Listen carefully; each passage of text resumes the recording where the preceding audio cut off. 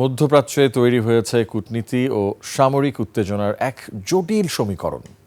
Hormuz প্রণালীতে মার্কিন হস্তক্ষেপের বিরুদ্ধে চরম হুঁশিয়ারি দিয়ে যাতায়াতের নতুন রুট নির্ধারণ করেছে ইরান।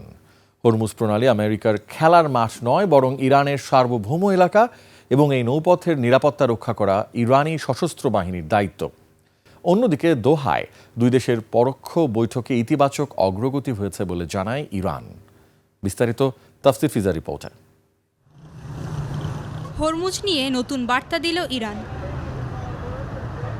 হরমুজে যুক্তরাষ্ট্র বা বিদেশি কোনো শক্তির উপস্থিতি মেনে নেবে না বলে সাফ জানিয়েছে তেহরান। ইরানের সার্বভৌম এই অঞ্চলের কৃতিত্ব রক্ষা ও নিরাপত্তা দায়িত্ব একমাত্র ইরানের সশস্ত্র বাহিনীর। মার্কিন যে কোনো হস্তক্ষেপের কড়া জবাব দেওয়া হবে বলে হুঁশিয়ারি দিয়েছে তেহরান। এছাড়া হরমুজে চলাচলের জন্য নতুন রুট নির্দিষ্ট করেছে ইরান।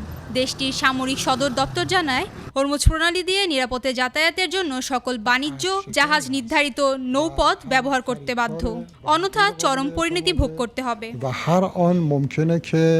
এদিকে 17 জুনে স্বাক্ষরিত সমঝোতা চুক্তির ভিত্তিতে কাতার মধ্যস্থতায় দোহায় অনুষ্ঠিত কারিগরি আলোচনা শেষ হয়েছে। কাতার জানিয়েছে, দুই দেশের পরোক্ষ এই সংলাপে ইতিবাচক অগ্রগতি হয়েছে এবং আলোচনা চালিয়ে যেতে উভয় পক্ষই সম্মত হয়েছে।